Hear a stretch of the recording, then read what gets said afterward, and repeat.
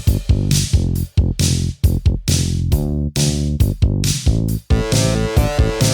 got you into a Remington party. What's my thanks? It's on the hallway carpet. I got paid in puke. Lick it up, baby. I got paid in puke.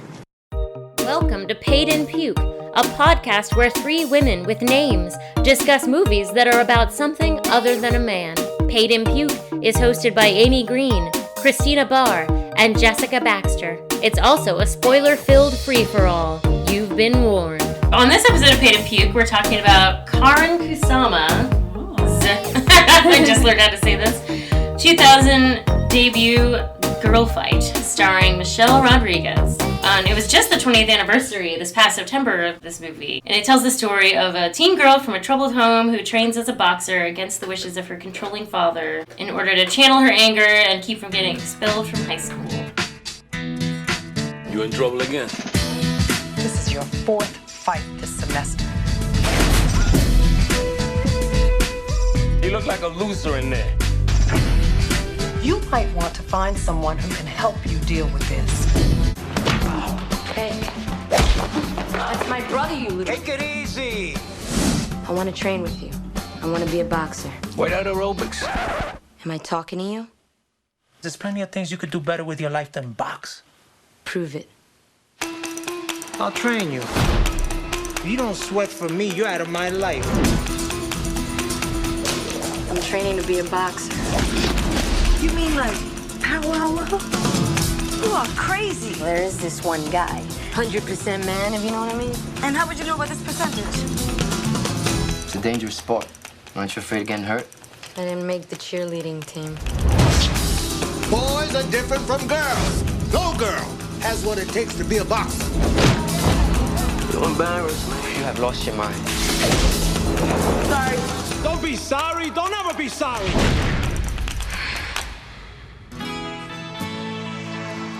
So what does it take to be great, I mean? A real strong will. You know, they say love kills you in the ring. I love you.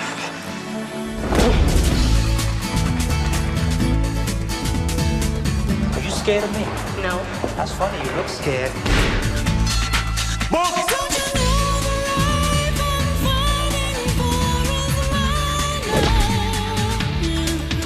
Inside, you know yourself, I do. then that's all you need. It premiered at Sundance in 2000 to great critical acclaim. It basically kicked off Karyn Kusama's career and Michelle Rodriguez's career, and also is the first film of Ray Santiago, who plays her brother, Tiny. Obviously, his career has been a little bit more of a character actor trajectory than Michelle Rodriguez has been in big box office stuff. But I saw this, I guess when it came out, definitely. I started my longtime crush on Michelle Rodriguez.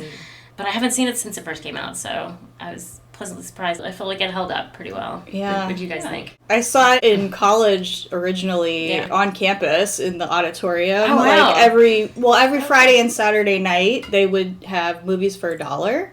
And they were kind of first-run movies. It was a cool thing on campus. Every weekend I went to the auditorium, and I remember seeing it there and enjoying it. But I hadn't seen it since then, and it's still so good. And she's amazing in it, and I just really loved the story. I had totally forgotten about the love story part to it. Yeah, me too. I just remember. And I think there's a reason for that. Yeah, I just remembered like how awesome Michelle Rodriguez was. But I mean, like the story is really good. It really holds up, I thought. Yeah, I had never seen it before. I just watched it like a week ago. And I liked it. I didn't love it. I loved her. I had a hard time just getting into a movie about boxing. Like, it's kind of like how you are with sports movies. And I usually like sports movies. Like, I love baseball movies. So, when we're opposite. But I can't totally just get into this boxing movie. But I liked it. I mean, I liked it fine. And she was really good. I feel like that's a dishwasher. Do you know how to pull that? I don't know. There's a lot of noises happening. Like, shut up, baby. Oh my god, no! I think that's fascinating because I kind of had the opposite reaction where I don't like sports movies and actually don't really like boxing movies, especially. Totally don't understand the Rocky thing. I'm just like, it's just men beating each other up, so stupid. But something about Michelle Rodriguez in this movie and seeing her journey and why she wants to fight, it makes so much more sense to me than when it's like a young man. I don't know. Yeah, like the boxing part just never really clicked for me. Like I could see why she wanted to, but it's just like the whole boxing as a sport. Yeah. I don't know. Yeah. I just felt like there was like a hurdle that I couldn't get past with that. You know? Yeah, and I totally get that because in general I feel that way about boxing as a sport. Not interested in it. In fact, almost a little bit repulsed by it. Right. But for some reason I was really into it. When I'm really into it when it's ladies. Should we go right into hot probs? Yeah. Shut up. Hot probs is on. Oh shit, yeah. So my biggest hot prob with all of this is that when there's the conflict between her and Adrienne, which I felt like it was hilarious that his name was Adrienne. Yes, I think that's on purpose. I'm sure it was on purpose. Well, there is this one guy. I knew it. Name? Adrienne. Adrienne? What kind of girly name is that?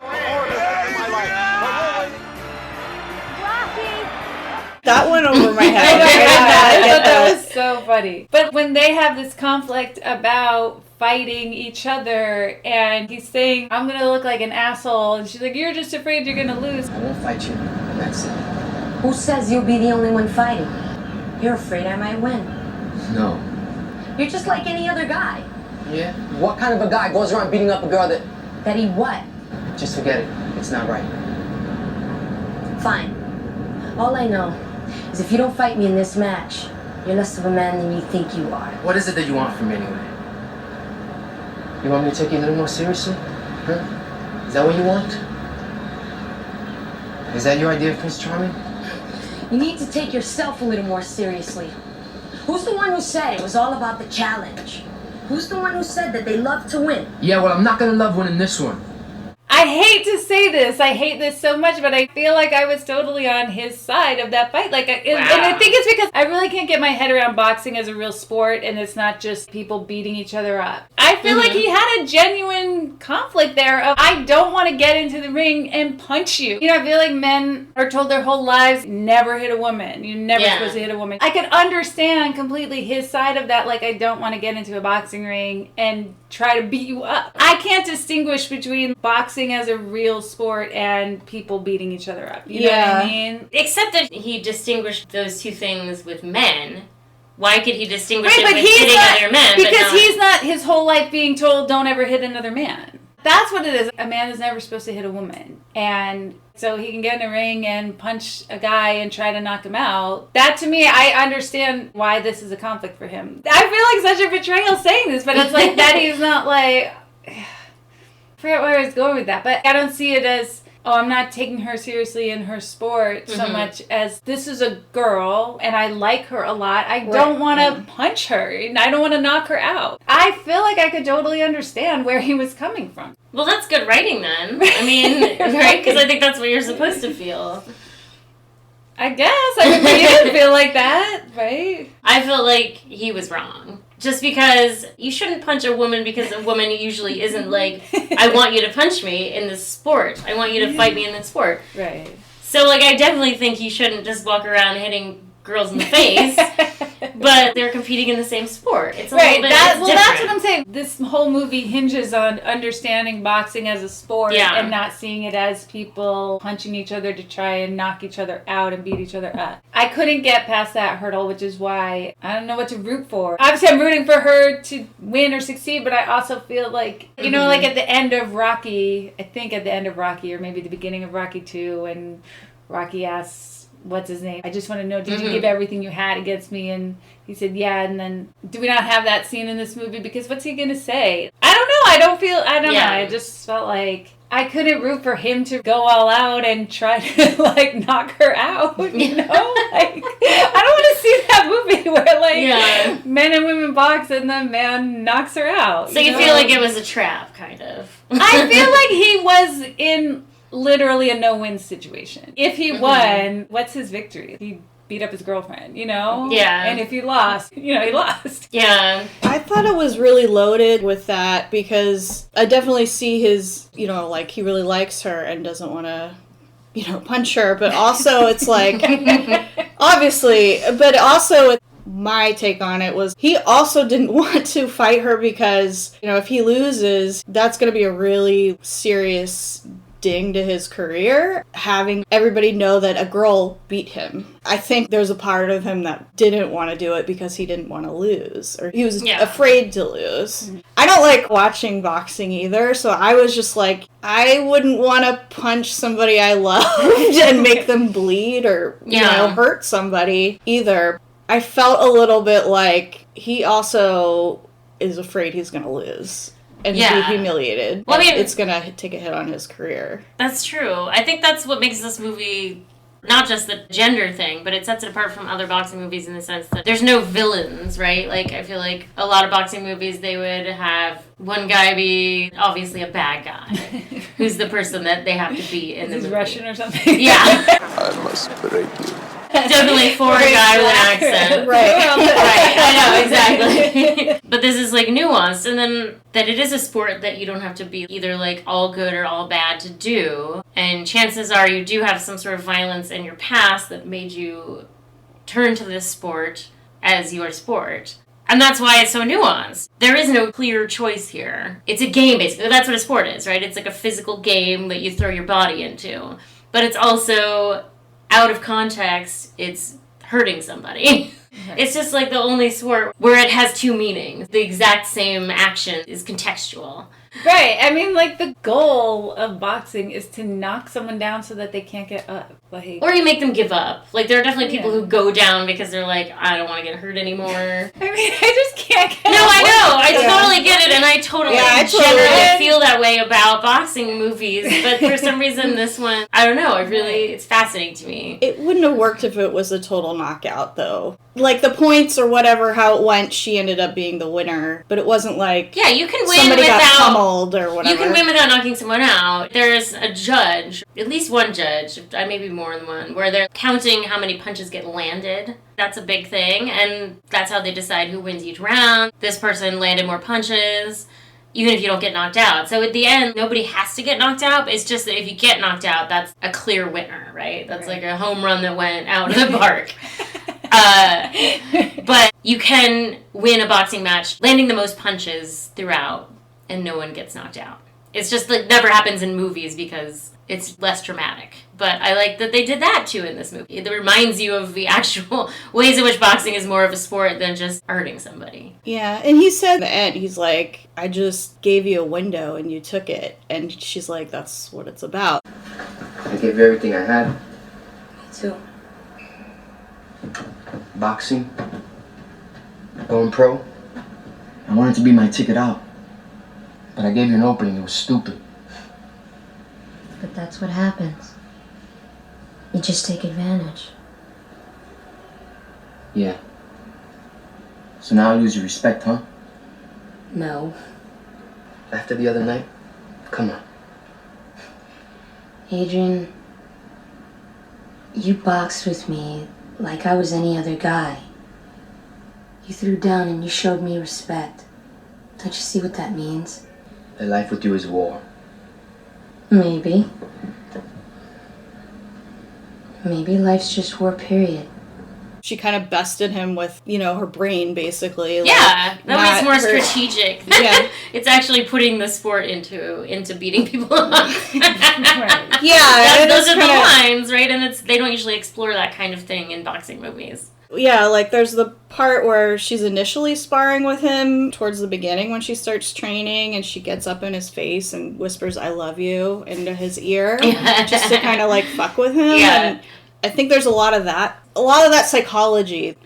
Did you guys ever see that it's called like Once We Were Kings or something? It's about when, I think it's just called When We Were Kings, maybe? George Foreman going to Africa to fight, have a box in the jungle. Yes. There's a scene where he's got the guy in like a bear hug kind of thing, and he's like whispering to him. And like, I don't know, he like got into the guy's head, and it just reminded me. It's a very bizarre sport. fighters. Yeah. Yeah, I kind of prefer boxing adjacent movies to straight up like Rocky style things. Like another boxing adjacent movie that I really like is On the Waterfront.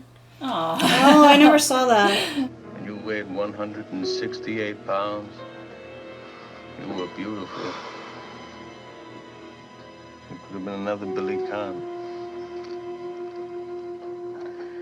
That skunk we got you for the manager, he brought you along too fast. It wasn't him, Charlie. It was you. Remember that night in the garden? You came down my dressing room and said, "Kid, this ain't your night. We're going for the price on Wilson."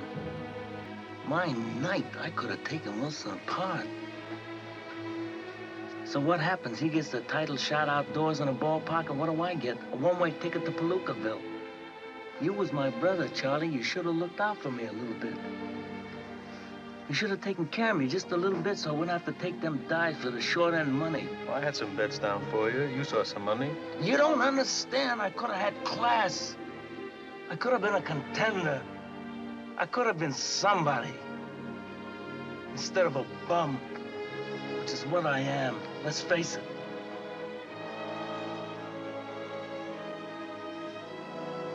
It was you, Charlie.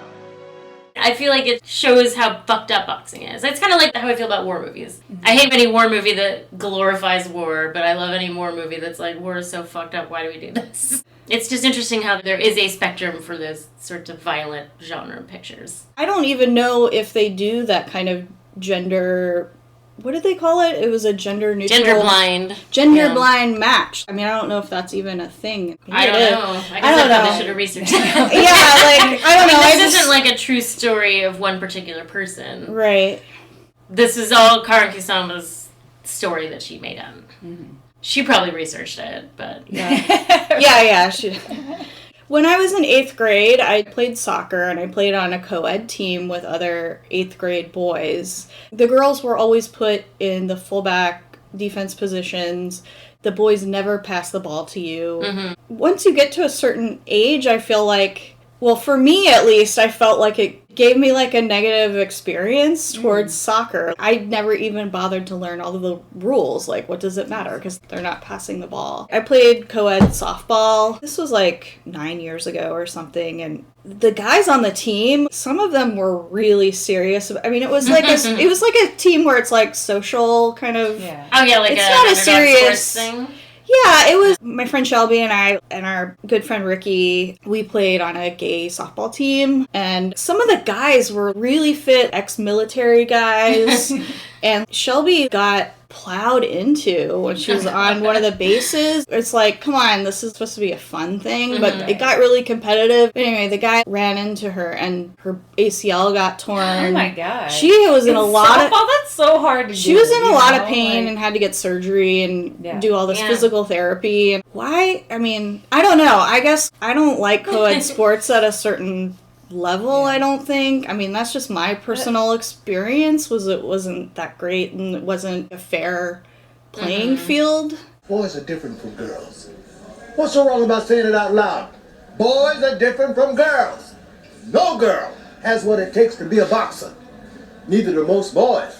Burgess, for many years, is on co-ed, underdog sports thing, and it does feel like we're letting the girls play a little bit, because they're like, we can't play a game unless we have to have at least 2 girls per team. But sometimes it's hard for them to make that quota, and they'd have people they call. And then also, I don't know who threw this ball, but he broke his pinky, shattered the bone in his pinky catching a ball that was going real fast. Softball, he cannot straighten it anymore. It was so shattered that they couldn't really properly put it back together. He had to have surgery. That sounds painful. So painful. And the surgeon was not hiding his shock over this at all. He was like, whoa, basically, oh, it's shattered. There's like chalk in there. Like, oh my God. I hate when a doctor you're really not inspiring way. confidence at all. That was from recreational softball. Yeah. It's just interesting. We're supposed to exercise. We're supposed to do sports, but you can also get so fucking hurt. Yeah. I was just thinking about Dax Shepard. You know, he's like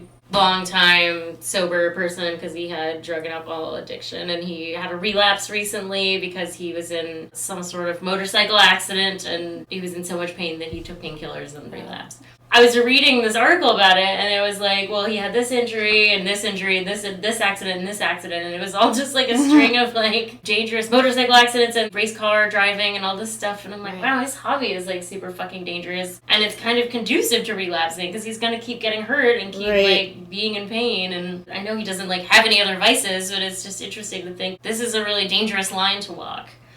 Yeah. Yeah. Especially as you get older. Right.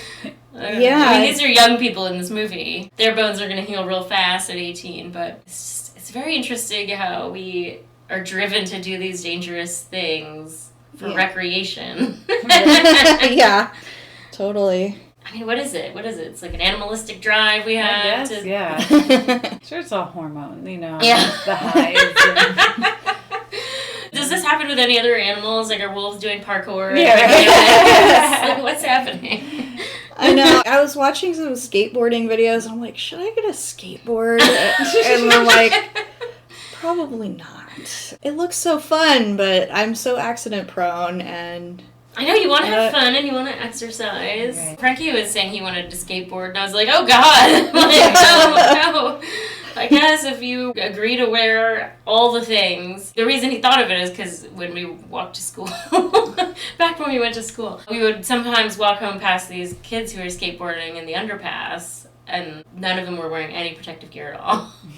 And they were doing it right by, like, an on-ramp. Right. That's like a crosswalk there that I'm always super nervous about crossing because people don't look before it's a they really confusing accelerate to get on the on-ramp, and there's a pedestrian crosswalk right as... It's very Wow, fucking three-way dangerous. on-ramp, yeah, I know. And then also these kids who are skateboarding with no helmets or anything at all, and I'm like, I don't want to force you to be like an indoor kid who doesn't ever exercise, but also can you wear like all the things, the knee pads and the elbow pads and the basically like a suit of armor, and then I'll let you skateboard. Right. That's like the tragedy of Dash's life is he would be so tailor-made to play football and he would love it. You can imagine, but I mean, it's just like, no. You only have one brain, like football's so dangerous anyway. It's like you think, like going through fantasy, I'm like, all my guys are injured. I'm like, maybe this is a totally dangerous sport, I have 3 people out for the season already. And these are also young people who have the top medical care. Right. And then even if you make it through your career, it's like then your brain is all fucked up for life. Oh, yeah. Or best case scenario, you're like, my knee's never the same. Yeah, right. Yeah.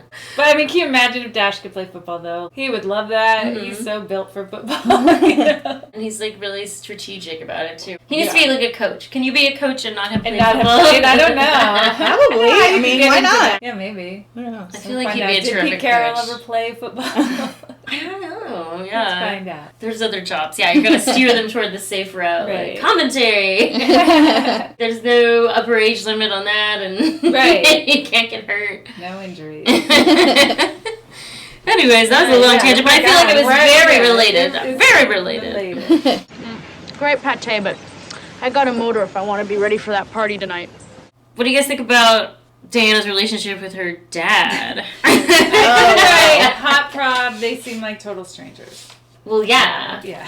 You understand, though, right? I think on both fronts. She blames him for the death of her mom. Right. Her mom killed herself because she was getting abused by her dad, getting hit. And she probably looks like her mom, I bet, at least enough to remind him of that. So they're definitely going to have a contentious relationship.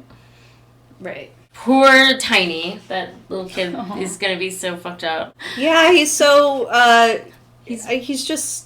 He's bookish. Artistic. He wants to make... he wants to make art. He just doesn't seem like he wants to fight at all. And his dad is forcing him into that. The dad is definitely the toxic masculinity. He's telling Diana, why don't you wear a skirt every once in a while? I felt bad for both the kids. Diana is kind of like... almost in some of the scenes where she's fighting with her dad, and then Tiny's like, guys, stop fighting. It's almost like the mom and dad are fighting, and Tiny's like, stop fighting, guys. Please. Mom begged. Did you stop when she said please? I can't remember. Diana, stop it! You belong to me now. How does it feel to see so much of yourself so close, huh? How does it feel? Diana, stop! Please, Diana, stop. Just stop. She's essentially like a mother figure to him, I guess. Well, definitely. I mean, he definitely sends her on errands to take care of things. So yeah, that's gotta be a really tough position to be in, not just taking care of your brother, but also bearing the brunt of the resentment and all. Oh, it's a lot. It's a lot. No wonder she has all this pent-up anger. I love where she goes to pick up her brother and pay Hector for coaching her brother in boxing, and then she clocks the guy who hit her brother. Just like, hey, that's my brother. Yeah. I'm surprised that you didn't have a hot problem about Adrienne. Seems like you're pro Adrienne, because I was expecting you to have your typical, like, the boyfriend sucks hot rub. Oh, yeah. I mean, I didn't like him. I mean, I didn't feel like there was anything really there between them. Like, it was a real tacked on. I didn't like him. I just felt like I could see his point of view in that conflict. And I'm just going to say, too, just because I feel like this is how guys are in general, I don't think he was afraid that he was going to lose. I really don't think it, I mean, I think men in sports, I don't think that was really an issue that he was afraid he was going to lose. No, I didn't like him at all. I mean, I wasn't like, I care about this relationship in some way, I was sort of neutral on it, though. This has to be in here for some reason. Well, I mean, I didn't care for him, but I don't know if I have any specific problems. It was very much a proximity thing, right? Like, yeah. I did think it was very, very funny when he thought some guy was her. That made me laugh so hard. That was very funny. Oh, my God. I guess it's one of those things, when you break up with someone, you think you see them. The monster. Yes. It was a man. It was some guy. It was a really great take on that trope of, excuse me, I thought you were someone else. But it's like, this dude. That was very funny. Oh, do you guys remember what it felt like when the teacher called your house late at night? That's like not a thing that happens anymore, I'm sure. Now it's like an email, but I remember that was the thing where if you fucked up at school, sometimes the teacher would call your house when they got home from work or whatever. Hello? It's Miss Martinez. No, she didn't mention it. I don't ever remember that happening at night. Like, I don't remember school calling the house, but I don't remember it specifically at night ever, no. It's like you're really in trouble. Like, I have to talk to you. I was, like, always in trouble, but I don't... Hey, interesting. I felt like that was something that happened. Maybe it was just something that happened in movies, and I felt like it happened to me, but maybe it didn't. I don't know. But it would never happen now. That's a very dated thing. Yes. Calling people. Do they still do robocalls? I think so. Oh, yeah. Yeah, I remember I get those. calls from the school all the time now. Oh, yeah. The district. I recognize the number, and then I let them leave me a voicemail. We are not opening school. Yes, we know. They always call to remind you of the break. Oh, Don't forget, the next week is winter break. Like you fucking forgot. Don't worry, I won't forget. We're not going to show up accidentally. I wonder if that happened, and that's why they... Right? Probably. Let's see, any other hot props? I was just thinking about both of the coaches, Adrienne's coach and Hector, Diana's coach. They seemed like they had no idea that they were dating or anything. Or maybe they didn't care, or I just thought, like, well, that's kind of weird. They didn't acknowledge it. It seemed like a big thing, like they were together, but maybe it was a secret and they didn't know. Well, they weren't together, though, because he did have that other girlfriend that he would go places with. So I think they did try to keep it kind of professional at the... Yeah. What do you call it? The studio? The gym. The gym.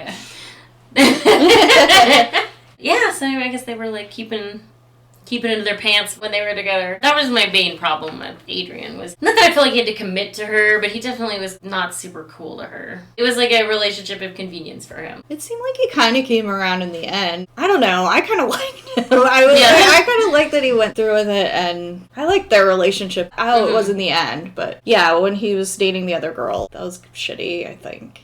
Kind of a gray area, because he didn't really say they're exclusive or anything, but he did say that he wasn't exclusive with the other lady. Yeah, I just wasn't invested in their relationship really either way. I mean, wasn't their part like that he could have had sex with her and he didn't, right? I don't know. I mean, that's a good review.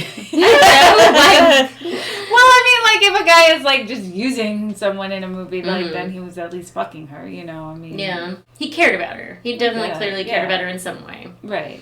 He had complicated feelings, I guess, maybe. And I just don't think you necessarily needed it. Oh, yeah. No, I definitely don't think you needed any of that. Yeah. It would have been more interesting, I think, if they were friends. Like, they struck up a friendship, and then he still could have had complicated feelings. Yeah, but you didn't need to have a shoehorned romance. That part felt super shoehorned. Like, we have to have this because you can't have a movie about a woman without her having feelings for some guy. Yeah. Like, that has to be in there somewhere. Right. Probably, like, I wonder if to that make was sure even... she's not a dyke or something. You know what I mean? Like, oh, you could definitely think she was because the way she dresses. That's true. I mean, like, even if they were good friends, I'm sure he would have been I think it would have conflicted been more too. interesting, honestly, if they were just friends. He probably would have not wanted to fight her then either. Yeah, I mean, I don't know. think he wants to fight a girl. Like, yeah. And then akin to that, I didn't want to get back on that topic. Okay, we won't. Because I'm going to say akin to that, like another one of my props was that I liked her friend Marisol a lot, and I felt like she got super sidelined. Mm-hmm. That's not all she's about. Some fucking loyalty. Don't be like that. She treats you like shit. Why are you going to take her side? Diana, I don't take sides. Veronica don't even mean half the stuff she says.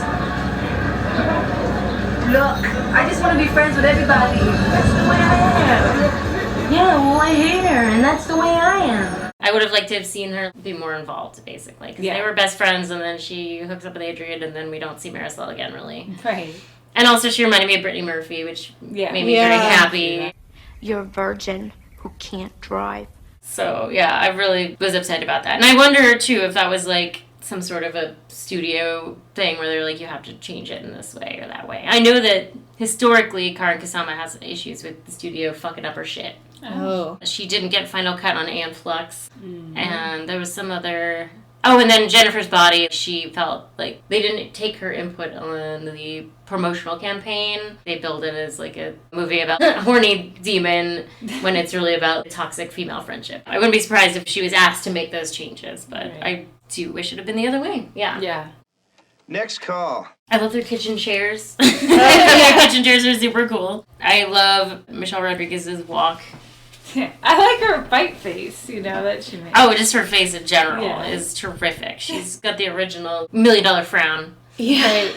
Oh, I just love it. No one can do an upward glare like my girl. Oh, yeah. When she punches the guy who hit Tiny, she pulls her fist back to her face and kind of like, if she was like licking her wound or whatever. but she's like staring at the guy with death glare. It was like so cool. I liked that. She's not afraid of anyone. I liked that. I mean, how can you be when you're... I feel like when you come from an abusive household, the rest of the world is not going to scare you because home is like the scariest place. Right. You go out into the world with your armor up for sure. I know you're not supposed to root for people beating people up, but I did really like when she beat her dad down. Yeah, I love that.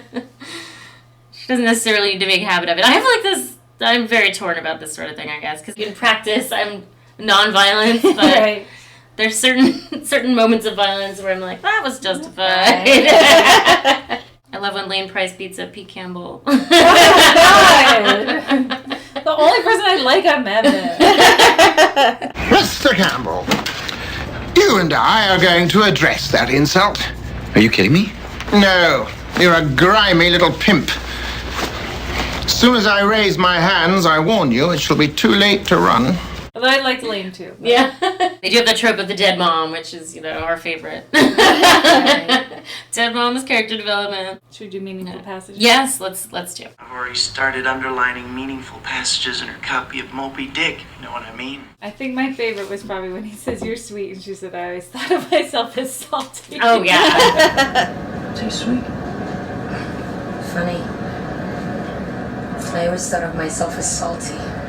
That's fantastic. I really like that. It has like this equality crap has gone too far. This equality crap has gone too far. Should we just forget about it? No. Just get rough on her in the first round and Hector stop it real early. That's such an evergreen line. It really is. My very favorite exchange is when Hector's like, how come I've never heard of you? And she says, I don't know, I'm his pride and joy. You Sandro's kid too? How come I never heard about you? I don't know. I'm his pride and joy. I really liked the high school PE class where the gym teacher's like, it's the presidential fitness exam. Oh, yeah! I hate when it's the fitness thing. That time of year again, ladies. Time for the presidential physical fitness exam.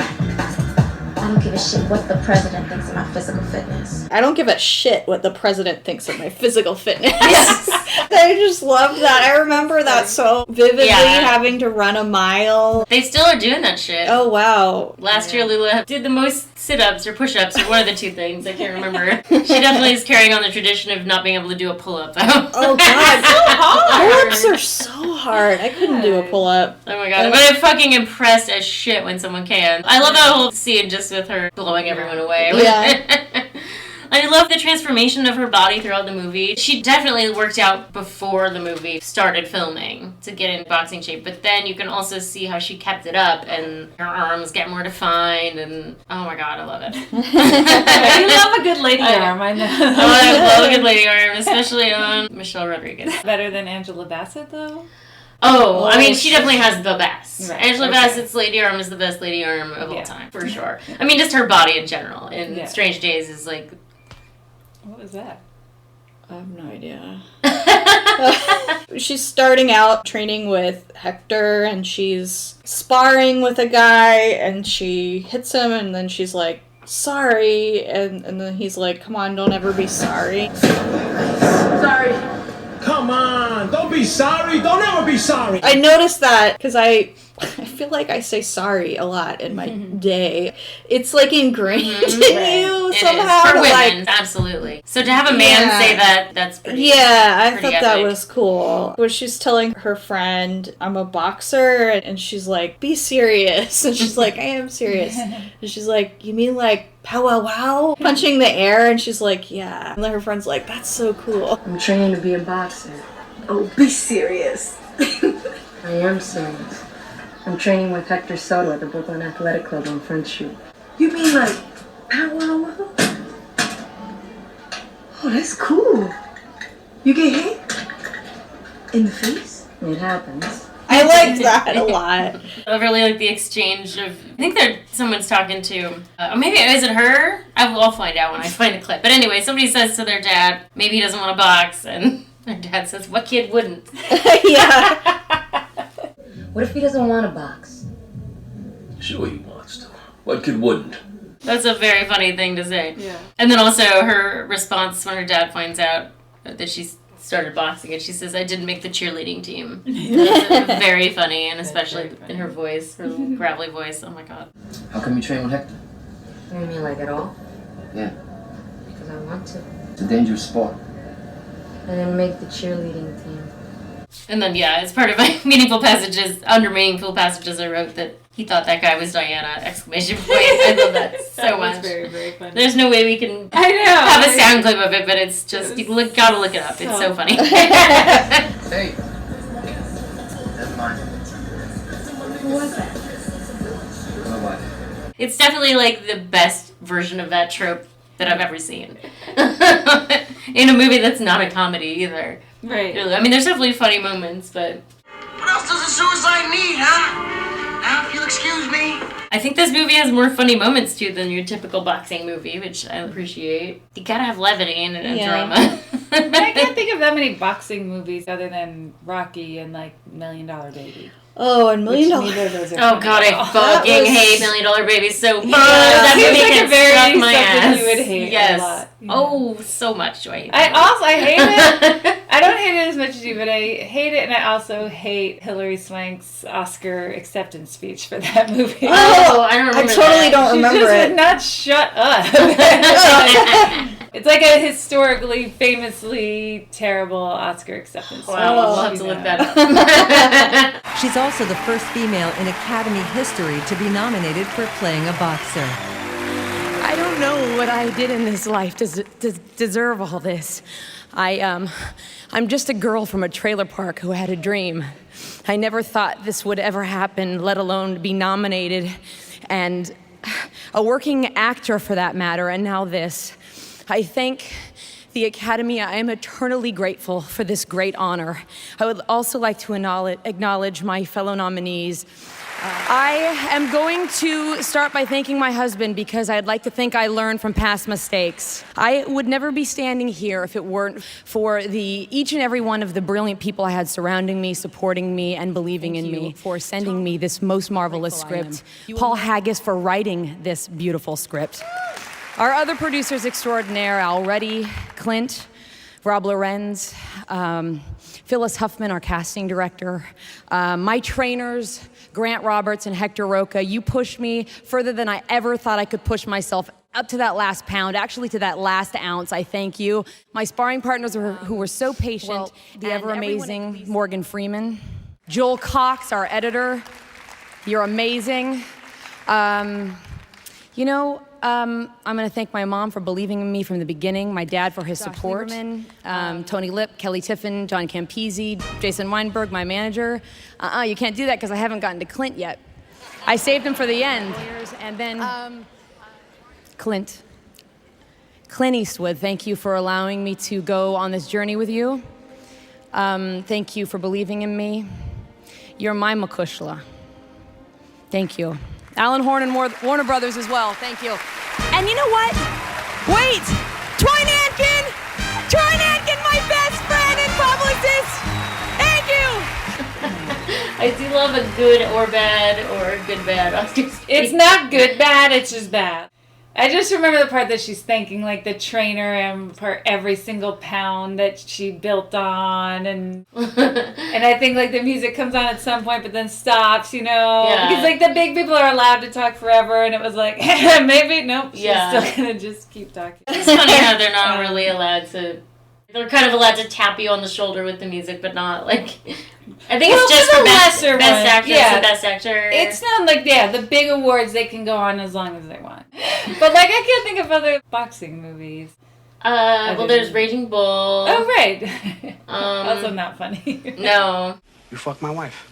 There were a bunch of Rockies. There were a lot, right. And then there's like Supposedly the reboot, Creed the is supposed to be really Creed good, 2 right? are supposed I to be never saw good. those, but I didn't see them because I don't usually, but they do have Tessa Thompson in them, so maybe I will check them out. Maybe watch Creed. Why not? And I do like the idea of it. The person who is painted as such a black and white villain is actually very complicated and sympathetic. Black and white. I think a wink. Right. You're just supposed to root for the white person in that movie for no reason at all. I'm sure there's I don't know if there's like boxing comedies. I feel like there was like the Great White Hype about Peter Berg. Berg. I don't like him, but I remember that being like a 90s movie that was maybe a comedy, but I don't know. This guy hurt you at all? Not at all, not at all. He hit me one time, and that was just to wake me up because I was bored in there. The third round, that's right. And otherwise, it was just like fighting my little sister. I'm gonna look into this. I don't know why. Like now I feel like I need a boxing comedy. I mean, I loved how she just decided she's going to box, and even Hector doesn't even want to coach her, and he's talking to the other coach, and the other coach is like, "Oh, you're coaching this one now," and he's like, "Well, I gotta pay my bills, basically." How's it working with her? Gotta pay bills. You get that desperate? Far from me. And it's like, he doesn't even believe in her. I feel like in other boxing movies I've seen, it's always like this old guy, and he's like really pushing the person like, "You're a champion," or whatever, but he didn't really do that to her in this movie at all. He was very much like, "Oh, okay. If you want to do this, I'll do it," but my heart's not going to be in it. But then eventually it is. She wins him over. But I mean, I do love how hard she works at it. Like, she sells something of her mom's to get the money, and she just keeps coming back. Like, she won't take no for an answer. Like, she really wants to do it. She shows that it's not just a whim that she had. Mm-hmm. And it makes sense, too, because she's got all this anger, and she knows that she needs to let it out somehow. Yeah. Otherwise, she's going to get kicked out of school, and she doesn't want to get kicked out of school.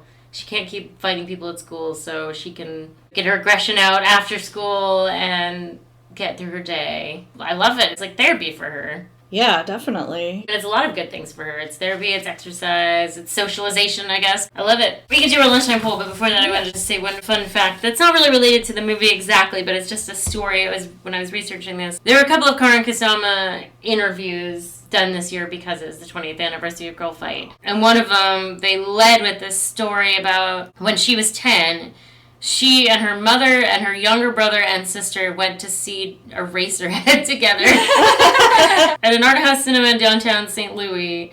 And partway through the movie, it says one of her siblings started to cry and her mother asked her to take them outside so she could finish watching the movie in peace. And then she sat in the lobby and every once in a while would sneak glimpses through the porthole window. And that kind of got her thinking she wanted to make a movie that captured somebody. She's like, that movie found my mom. The holiness of the cinematic experience. Who might I find? Who might I captivate? And first of all, that's a really great inspirational story. I love anytime David Lynch inspires anyone to do anything. And then that's just so funny to me that her mom would be so captivated by Eraserhead because it's kind of about hating your kids. It's like anybody who's so engrossed in Eraserhead is like having some issues to work out with about parenthood. And it's just so funny to me, that image of her mom being like, go away, I'm going to finish this movie. I need to see how this plays out. I love that story. I love that story. So this is what's called a lunchtime poll. The lunchtime poll question today is, what hobby did you unexpectedly take up and get really into? Did you stumble into? A la Diana finding boxing. For me, like with the quarantine, having not a lot to do, I have a coloring book. I have color pencils. I find it really calming to just fill in the picture and make it colorful. I mean, it's just like a very simple thing, but it's something that I guess I fell into, or maybe I just was like looking for things to do, and I'm like, hey, I really enjoy this. So that's something that I've just discovered, and yeah. I think that's recognized as like a legit therapy thing, like adult coloring books. It's supposed to be meditative and calming. Yeah. And well, I really like puzzles a lot. Like, I take puzzles when I go visit my mom, and we'll like do one together, and that's fun. I used to do more of that when I was a child, but I just haven't. Since the quarantine, I've gotten more into it, so. But yeah, it's fun. What about you guys? This is like very me to get really into something, but I think the most I ever unexpectedly got into something was when I got so into running, because when I started running, it was like, I just turned 40, and I gained like a ton of weight when I was pregnant, and both times, but lost it in between. But then, so when I turned 40, my son was like a year and a half old, and I was still carrying like an extra, I don't want to say extra, because there's not a, whatever, but you know what I mean. But I was carrying, I was like 30 pounds heavier than I had been before. And so I was like, okay, I'm going to start running. And I had a long chat with this friend of mine who was a runner. And I was like, okay, I'm just going to start running like 3 times a week, because that's like the only thing that's really going to work. And then I got so crazy into it. And I did end up really liking it. But I was like, God, I ran like, in not that long a time. I started running when I was 40, and I stopped like a year or so ago. So it was only like 5 or 6 years. And I ran like 30 half marathons. I ran 4 Ragnars. I ran 3 full marathons. I did a Run the Year challenge in 2015 where I ran 2,015 miles in 1 year, which is like running that's amazing. All the time. And I did it. I finished that a month early so that I could finish it at the Seattle Marathon. So I ran 2,000 miles in 11 months. And you know what's weird is like then as soon as I hit the threshold, I didn't even keep counting for the end of the year. Like, I still ran all of December, but I didn't track my miles anymore. Why didn't I do that? Like, why would it be good to know how many miles I ran that whole year? But I was like, yeah, I did it. I'm done. Then a couple years ago, I injured my knee and had surgery, but it never totally came back from that. But by then, I was also pretty into hot yoga, and it was like, hot yoga kind of takes up a lot of time. So it was just sort of like anytime I would maybe run, I'd rather go to yoga. So it's weird to feel like I was so into it and I might never even do it again. I have like no desire to run again. But that's probably the most I ever got into something that was just a hobby. That girls trip we took to Vancouver was for a run. I totally forgot about that. I think that might have been the last time I ran a half. Wow. I remember all of the medals. It's amazing. Medals, like that's That's so cool. Yeah, I mean, I was really proud of the Run the Year thing, and like they send you a medal for that, you know. Oh, cool. Yeah. I mean, and you know, it's honor system, so anybody can have one, but it's, you know, I mean, yeah, what does why it mean? Would you want it? Right. I mean, people do that though. It's weird. Really? Like, it's really weird if you get into that rabbit hole of people who cheat at marathons. You know, there's one person. Cheat at? It's very hard to do. And like, there's one person, there's like a sort of in the running community, like a famous person, I think his name is Kip something, and he cheated at a bunch of marathons. And it would take so much effort to do that. Because marathons are like, you have a chip somewhere. There's like 10,000 people running a race. You know, not everybody is starting at the exact same moment, right? So everybody has a chip timer, so it registers when you cross the start line and when you cross the finish line. So, you know, you might start 5 minutes after race time, but your finish time will be how long you actually ran, not how long after it started, right?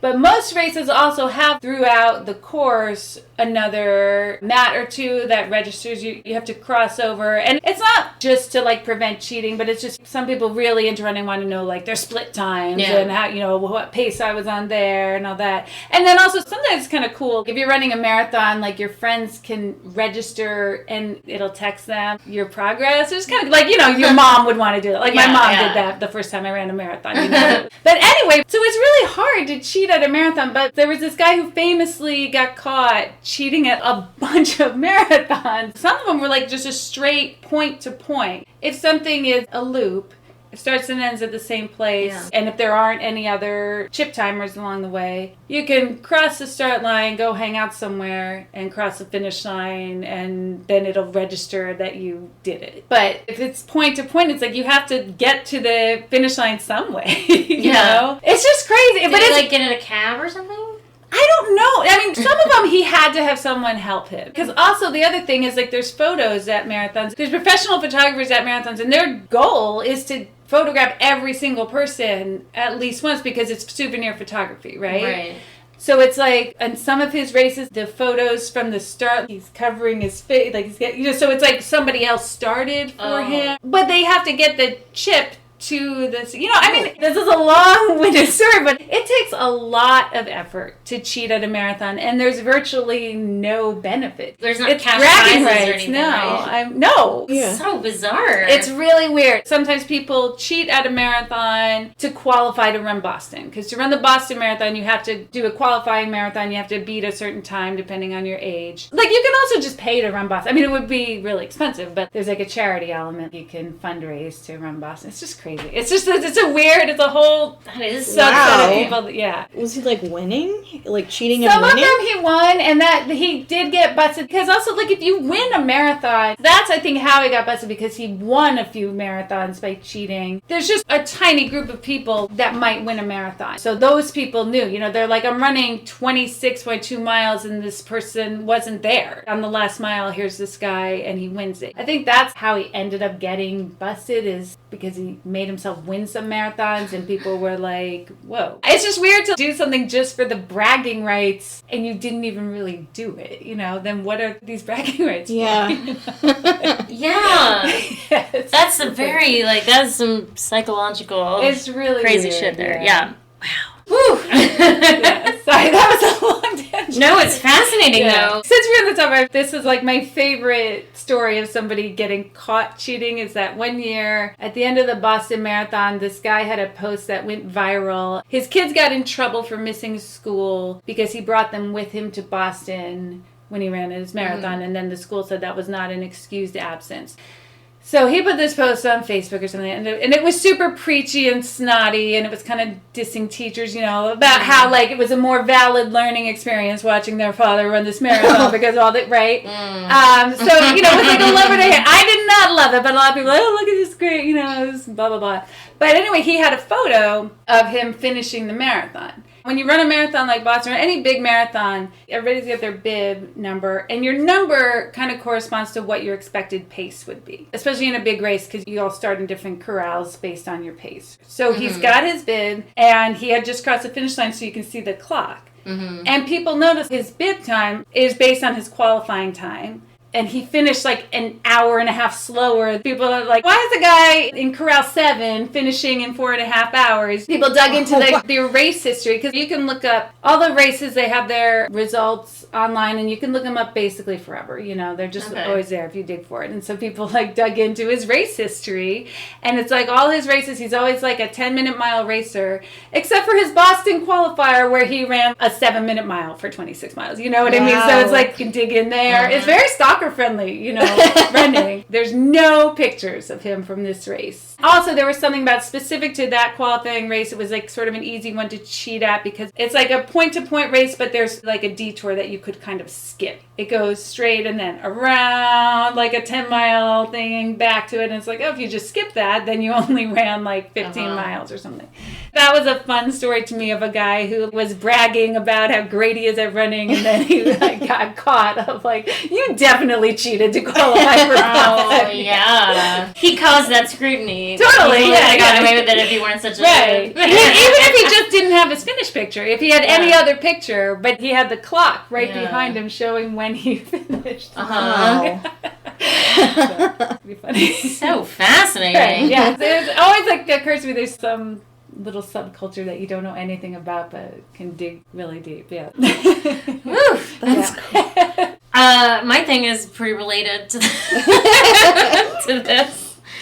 The falling into it happenstance thing is that Amy's neighbor let Dash. Yeah, Dash. Not an inflatable, like a good boxing. Yeah, a punching bag. Like a punching bag. But for kids? Yeah. I guess it's for kids, but it's above like the inflatables. Like it's a real sturdy, but it's a stand-up. It's not like hanging from a ceiling or something. Oh. My kids were enjoying hitting it, and I'm always on the lookout for some sort of exercise that my children will be interested in doing, because they're very lazy by nature. And in classic me fashion, I bought like a much cheaper version of that thing. That was an inflatable thing. Like just like a stand-up boxing thing. And then I had some stressful things happening in my life, and so I was like, I'm going to go outside and just hit that thing. They hadn't used it much. And it was so cathartic, punching this bag and kicking it and just going to town on this bag. And I think the difference here also is that it was designed for kids, so it really like goes far when you hit it. Like versus the ones you see in movies or that I've ever seen in an actual gym where you hit the punching bag and it doesn't do anything. It actually hurts your hand a little bit. This was like you kick it, it makes a satisfying sound. You hit it, it makes a satisfying sound. It goes far, comes right back to you. And like I just gotten off the phone, this terrible phone call, and I went out and I hit that thing. And I probably hit it for like 15 minutes without even noticing. And afterwards I felt great. I felt like I'd exercised some stuff. And then also as soon as I stopped, sweat just started pouring down my body. I was like, oh, that was cardio. That was some accidental cardio, and it was also cathartic as fuck. So basically that's how I got into boxing for exercise. But only boxing like children's style boxing things. Because I'm probably a weakling, I assume. So it really feels good. And then I got some actual grown-up boxing gloves, because it does hurt if you do it for long periods of time. And then those are even more satisfying. Like the sound that is even more satisfying when you hit the thing with the boxing gloves. And they're pink, which I like. I think that's very cute that they're like these pink boxing gloves, but they're like real, actual weighted gloves. And that feels good, and I can feel the workout happening. I love it. So again, this is very surprising to me because I'm kind of a lifelong pacifist. As a kid, I had a lot of anger issues, and my mom did not know what to do with the anger issues. She would be like, here's a lump of clay. When you're having like a fit, I want you to just like mold this clay. And I'm like, how is this supposed to help de-escalate my anger issues? Then she's like, well, what about, she would put like glass bottles in sturdy plastic bags, and then she'd tell me to go into the garage and throw the bottles at the garage door. She just didn't know what to do. Wow. I know. She's like, I'm not going to send you to therapy. I don't believe in that. I'm not going to put you on like an antidepressant. I don't believe in that. So she's trying to find a natural way of helping me. Oh, she was trying to get me to meditate. What? Fuck off. When you're a kid, like that's the last thing in the world you're going to do. I'm so angry, I'm going to sit down and do some ohms for 10 minutes. Right. I really wish she'd fucking bought me, like, some sort of kid boxing thing or put me in... I was like, I want to do karate. I asked her to do karate. She put me in Aikido, which is, like, the non-violent and mostly meditative one. Again, like, just the wrong way for me. Right. Apparently, I should have been actually hitting things. I love hitting this fucking thing. I love it. It's one of my favorite ways to exercise right now. I have hit it a couple of times. I'm like, oh, this is really, like, it's kind of addicting because it comes right back to you. You have to keep hitting it. Like, it's right there. Yeah. Nothing I can do about this. And then I started, before we rewatched this movie, this had happened already, and then I watched the movie when she's hitting that little red thing, and she's having trouble, like, getting into a rhythm, and then eventually he's like, eventually won't even think about it, it's just gonna be second nature. That happens to me with this child's punching bag, like, I just don't even notice, my alarm goes off, and I'm like, oh, I did that for 20 minutes. Wow. Do you get into that, like, where you're doing like this? No, because the pace of the thing, it's on a spring, and it comes back to me, so it can't come back fast enough for me to get into that. But it's kind of a boom, boom, boom, boom, boom, boom pace. That does sound fun. It's really fun. Oh my god, and it feels great. And I don't just do it when I'm frustrated now, I do it as a cardio workout, but I know that that's there if I have another phone call like that. I can go in. Do that and it feels good. Because when you have things in your life that are frustrating but you don't have enough control over them, you know, there's nothing you can do. You're like, I just have to be frustrated until something else happens. That's a really good way to get out some aggression when you have no control over something very frustrating. So, yeah, highly recommend punching shit. That doesn't hurt anybody. That's my thing. How very. I do have one more fun fact. Okay, this is a fun fact. Karyn Kusama went to film school, and one of her professors bet her $100 that she couldn't finish a script in a month, and it became Girlfight. Nice. She did finish a script in a month, and it was Girlfight. Awesome. Yeah, I think that's cool. I love it too when someone writes something really good in a short amount of time. I'm always really impressed with that. And she won $100 for it, so that's nice. Not that you can do much with that in terms of making a movie. Yeah, that's a big budget there. Yeah. But John Sayles helped. He was kind of her mentor, and he helped her fund this movie. That's cool. Oh, and then one last thing I wanted to say about the thing I enjoyed that was like I guess it's kind of a meaningful passage's visual was when she first gets there and it's just like dudes greasing each other up. I can totally see why she would have been like, yeah, this seems interesting. What's going on here? Greetings and salutations. So today's shout out is New York! The great state of New York. Yeah. That's awesome. We know lots of people there, I'm sure. Oh, my dad lives there. I don't think my dad again, it's interesting, right? I was thinking of it's your dad or something. I doubt it, but maybe. It's got to be more than just one person because of all the downloads. Well, maybe I don't think maybe my cousin Mark or Beth, maybe. Or maybe my cousin Lex. Or maybe my cousin Andrew. Cousins. And then, right? So that's basically all my cousins. And then also, I know my friend Amanda, who lives in upstate New York, like way upstate, like almost Canada. I know she listens once in a while. Yeah. I know she has listened at least. So maybe it's you, Amanda. Cool. A tangential friend, Lelania. Yes. Yeah. Oh, I wonder if that'd be cool. Just emailing with Steven, he mentioned her like just yesterday. I would be super. Hello, Lelania. I would be super honored if Lelania listened. Oh, I know she does. I can't think of anybody else. Well, plus there's so many people in the film industry in New York, so I assume a lot of them. Oh yeah, I'm sure all the filmmakers. Yeah. This is definitely big in the industry. Like I assume like Martin Scorsese listens. Oh, Martin Scorsese. Definitely. Justin Theroux, I'm sure, is listening right now. Oh, right. I mean, he might be a little bothered that I don't think he's Jennifer Aniston's hottest husband, but that's probably why he tuned in. He was like, "What? I have to see what's up in this movie." But just so you know, Justin, I'm thirsty for you. Very heated Twitter poll on that. But, yeah, that's interesting. It's stiff competition. What can you do, you know? Yeah. The woman's done well for herself. Yeah, she really has. On the next episode of Paid and Puke, we fall in love with Bong Joon-ho's 2017 film Okja, starring Ahn Seo-hyun and Tilda Swinton. If you enjoyed this episode of Paid and Puke, please take a minute to rate us highly on your preferred podcast listening apparatus. If you did not enjoy this episode, no further action is necessary. Paid and Puke is hosted by Amy Green, Christina Barr, and Jessica Baxter. Music by Silent Partner.